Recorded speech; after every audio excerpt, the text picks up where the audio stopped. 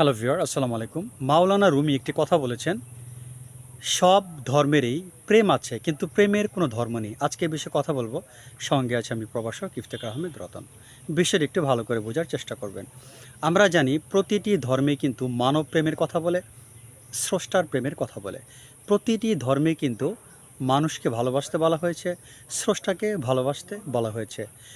আর এইভাবেই কিন্তু মানুষ মানুষকে ভালোবাসে, মানুষ স্রষ্টাকে ভালোবাসে। সাধারণত বিভিন্ন মানুষ তার নিজ নিজ ধর্মের প্রেক্ষাপটে, নিজ নিজ ধর্মের অ্যাঙ্গেল থেকে, নিজ নিজ ধর্মের দৃষ্টিকোণ থেকে মানুষকে ভালোবেসে থাকে এবং স্রষ্টাকে ভালোবেসে থাকে। অর্থাৎ সামারি করে যদি কথাটি বলি, প্রতিটি ধর্মের লোক তার ধর্মের নিয়ম অনুসারে মানুষকে ভালোবেসে থাকে এবং স্রষ্টাকে ভালোবেসে থাকে। কিন্তু রুমি যে কথাটি বলেছেন সেটি হচ্ছে যে প্রত্যেক ধর্মেই প্রেমের কথা বলা আছে কিন্তু প্রেমের কোনো ধর্ম নেই। এখন প্রথম অংশটা আপনারা বুঝতে পেরেছেন, দ্বিতীয় অংশটা হলো প্রেমের কোনো ধর্ম নেই। এটি একটু আলোচনা করার চেষ্টা করব। যারা মহান আল্লাহকে ভালোবাসেন, তারা মহান আল্লাহকে ভালোবাসেন কোনো ধর্মের দিক থেকে নয়। তারা জানেন তাকে ভালোবাসা আমাদের মনের একটি একান্ত প্রয়োজনীয় বিষয়, আমাদের আত্মার একান্ত প্রয়োজনীয় বিষয়।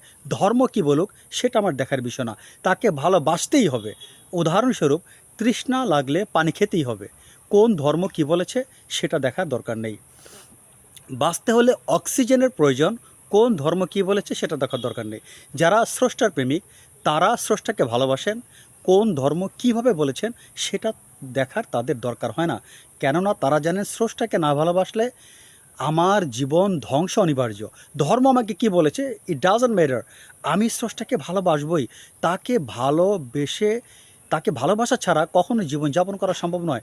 তাকে ভালোবাসা আত্মার অপরিহার্য বিষয়, তাকে ভালোবাসা মানুষের অপরিহার্য বিষয়। এখানে ধর্ম কি বলেছে, ধর্ম কীভাবে ভালোবাসতে বলেছে, তারা কিন্তু সেটা কখনো দেখেন না।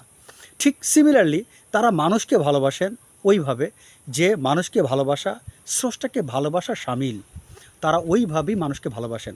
তাহলে কিন্তু আমরা বুঝতে পারলাম যারা আধ্যাত্মিকবাদী, যারা সন্ন্যাস, যারা সাধু, তারা মহান আল্লাহ তাআলাকে ভালোবাসেন এবং তারা মানুষকে ভালোবাসেন শুধুমাত্র এটা তাদের একান্ত অপরিহার্য হিসেবে। এক্ষেত্রে তারা কোনো ধর্মের আশ্রয় নেন না বা ধর্ম কি বলেছে তারা সেটাকে প্রয়োজন অনুভব করেন না।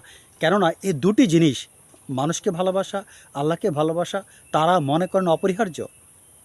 এই জন্য এই ধরনের লোকদের কাছে পার্টিকুলার কোনো ধর্ম নেই।